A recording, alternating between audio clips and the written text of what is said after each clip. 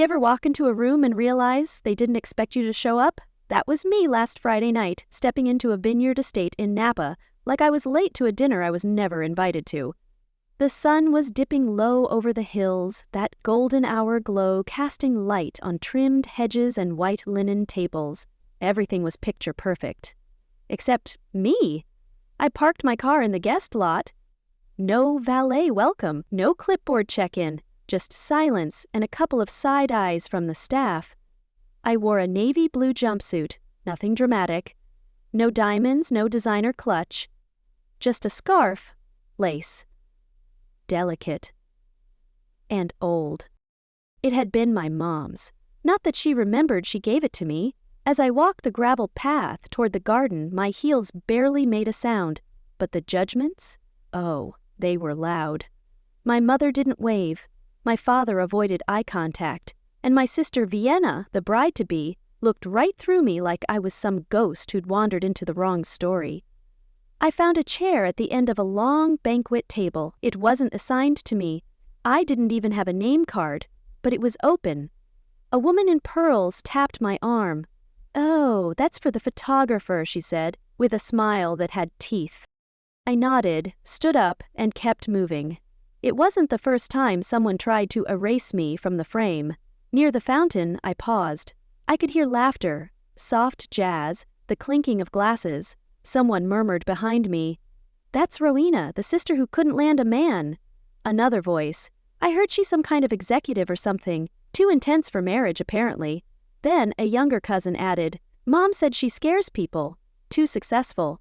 I took a slow sip of water. My hands stayed calm, but my throat tightened. I'd heard variations of this for years, at dinner tables, at family reunions, in Christmas cards, where my name was conveniently left out. To them, I was the smart one, the one who worked too much, the one who missed Vienna's bridal shower because of a last-minute strategy meeting with a venture firm in D.C. Not that it mattered. I wasn't in the bridal party anyway. But what they never saw coming was what happened next. Out of nowhere, the energy shifted. A hush fell. I turned slightly and saw him, a man in a steel gray suit, silver hair, walking straight through the garden like he owned it. Because, in a way, he did. Mr. Lasker, billionaire investor, the groom's uncle. The man who once sat on the cover of Forbes, next to the headline, "The Quiet Empire." He stopped at my table. I froze. So did everyone else. Then, slowly, deliberately, he bowed. Not a quick nod, a full bow. Respectful, silent, controlled. "Miss Rowena," he said, loud enough for the whole vineyard to hear. "It's an honor." Vienna's face turned pale. My mother blinked hard like she was trying to rewind what just happened. My father actually dropped his drink. He sat next to me without waiting for permission. Then, almost casually, he leaned in and said, "I hope this isn't too forward, but I couldn't let you sit alone. Not after everything you've built." I didn't know what to say. I wasn't used to this kind of attention, especially not from someone like him. But something about the way he said it, so measured like a man used to being listened to, made me sit up straighter. He went on. "2 years ago," he said, "my wife's foundation was falling apart. We were a month from folding.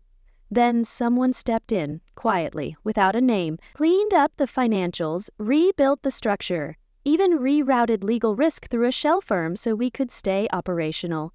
My fingers twitched. "I've been looking for that person ever since," he said. "Last month I traced the strategy back to you." I looked down, not sure how to respond. "I didn't do it for credit," I said. "That's why it mattered," he replied. And just like that, the air changed. Again. The staff started motioning guests inside for dinner, but Mr. Lasker stayed beside me. He offered his arm. I didn't even think, I just took it. Inside, the dining hall shimmered with chandeliers and floral arrangements, the kind of money you smell before you see. We sat side by side near the center of the room, Vienna at the head table, me beside the most powerful man in the building. And for once, the whispers weren't about how I looked. They were wondering who the hell I really was. Halfway through dinner, he leaned over again. "You've been underestimated," he said, "but I see you. Not I saw, I see. Present tense." Vienna raised her glass, trying to reclaim the moment. "To love," she said, "to knowing when it's someone else's time to step aside." I didn't flinch. Neither did he. He clinked his glass gently and replied, "To the quiet ones, who build what others take credit for." The toast hit like a match in a dry room. My mother started texting. Vienna's hands tightened around her napkin, and I sat there, finally not shrinking, just being. That night I couldn't sleep. I sat on my couch in the same navy jumpsuit I wore to the vineyard, scarf still around my neck like armor. My shoes were abandoned by the door. I hadn't even touched the tea I'd made. It just sat there, cold and untouched. Like I'd been for most of my life in this family. But the envelope? It sat heavy in my lap. Thick black paper sealed in gold. No label, no return address, just wait. Symbolic and literal. From Mr. Lasker, handed to me without a word as the last guests trickled out. "Tomorrow, 9 a.m., he had said, and then he vanished into the night like this was all just the beginning. At 8:15 the next morning, I stood in front of a glass skyscraper in downtown Chicago. Rain had turned the sidewalks into mirrors. I hadn't planned what to wear, hadn't styled my hair. I just needed to get there. I clutched the envelope the entire Uber ride like it might disappear if I let go. The lobby was quiet. Polished stone floors, abstract art, a receptionist with perfect posture. "Miss Rowena," she said before I could speak. "He's expecting you. Private elevator. No ID check. No waiting. Just immediate access." By the time I reached the 48th floor, I was shaking, but not from nerves. From the storm building in me. Years of being sidelined, dismissed, overlooked, and now this? Mr. Lasker stood at the window, hands in his pockets, watching the skyline disappear into fog. "I always preferred rain," he said softly. "Sunlight flatters. Rain reveals." He turned, finally, and gestured to 2 chairs near a walnut table. A tray of tea already waiting. No assistants, no PR team. Just him. Just me. "I owe you more than tea," he said. Then placed a worn leather folder between us. Inside? My name. Unlegal documents. A trust. Established 2 years ago, fully funded. Operational authority.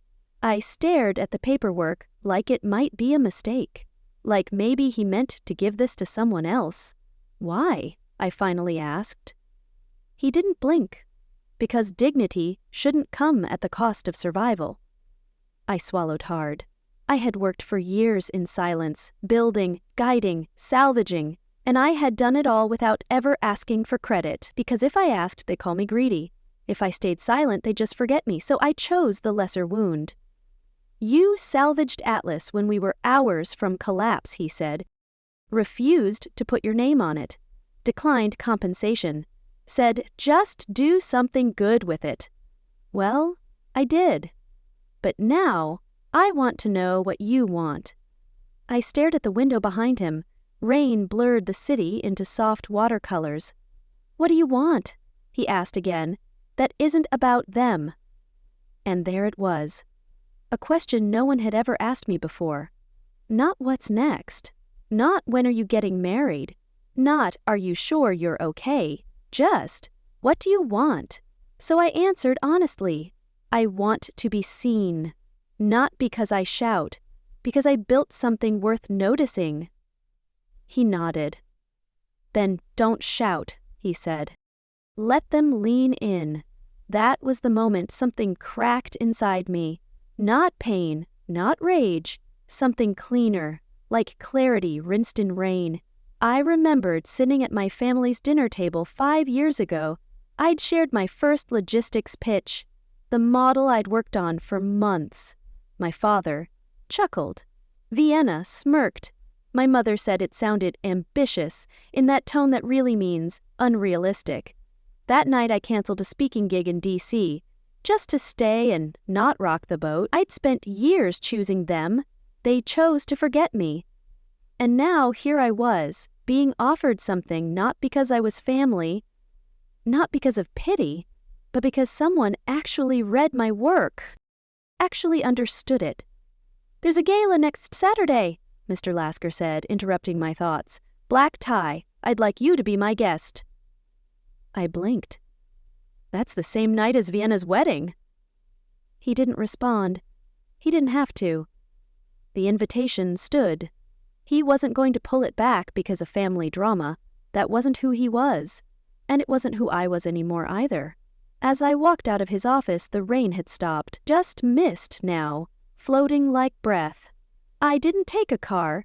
I walked. My feet carried me back to the vineyard that evening. Not because I had to, but because I wasn't finished. I pulled up quietly. This time, no scarf. Just a simple navy shawl and flats. The kind of thing you wear when you don't need to prove anything anymore. Inside, the rehearsal dinner had already started. The long tables shimmered with florals and glassware. Everyone was in place, except for me. Again, there was no name card for me. No seat reserved.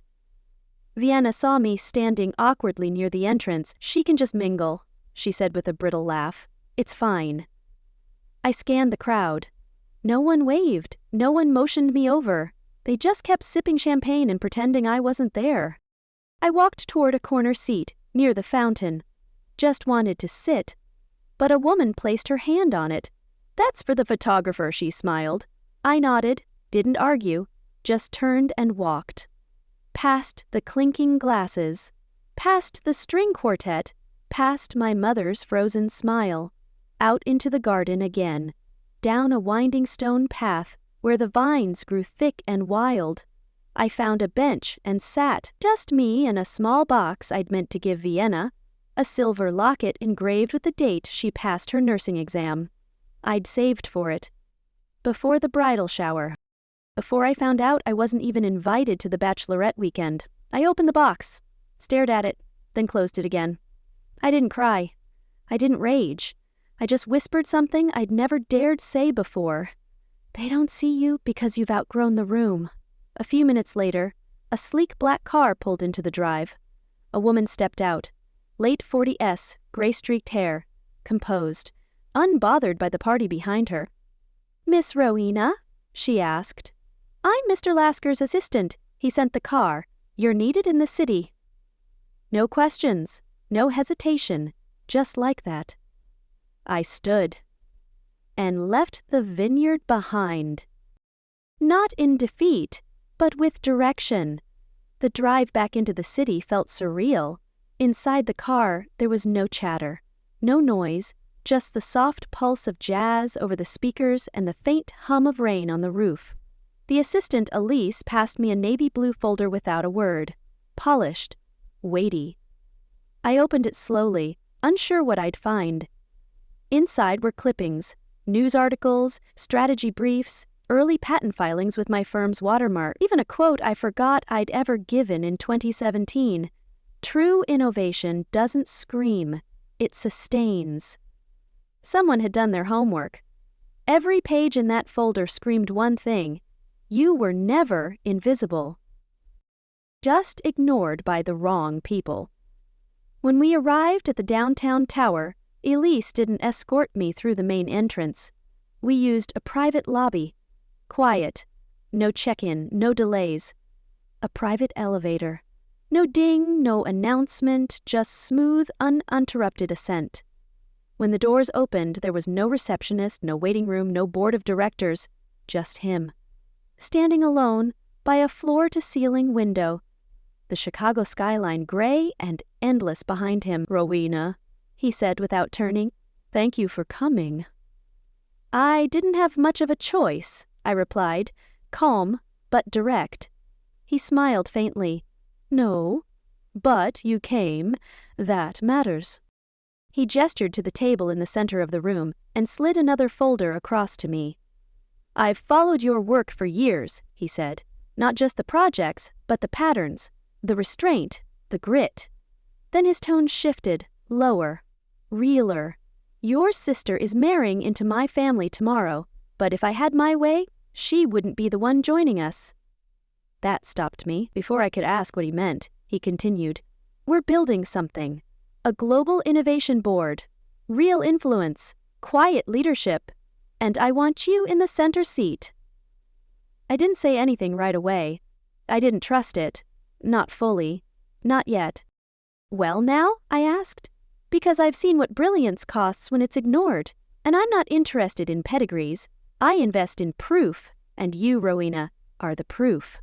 No pitch deck, no grandstanding, just truth, simple, powerful, and earned. You'll have autonomy," he said. "No public title unless you want one. No boardroom politics, just impact, quiet and undeniable." I looked out the window. Down below, the world moved on, clueless that this conversation was happening. That's the thing about power. It doesn't always announce itself. Sometimes it just chooses you. I turned back to the table. "What's the catch?" he smiled. "You keep being exactly who you are." That night, I didn't go back to the vineyard. I didn't text Vienna. I didn't even open the locket box again. I just slept. And for the first time in years, I didn't wake up bracing for anything. The next morning, I received a text. No name, just brunch, Four Seasons, rooftop, 10:30 a.m. Dress well. I knew that voice. It wasn't Vienna. I wore a charcoal wrap dress. Simple pearl earrings. No makeup beyond tinted balm. I didn't need to transform. I just needed to show up as myself. When I stepped onto the rooftop terrace, the breeze caught the hem of my dress, like it was inviting me to take my place. The brunch table was long, silverware gleamed, champagne flutes sparkled. Vienna was already seated, flanked by Mom and her new in-laws. Everyone was chatting. Until they saw me. Then silence. Almost comical, really. At the center of the table, one chair sat empty. In front of it, a nameplate. Rowena Gray, Executive Director.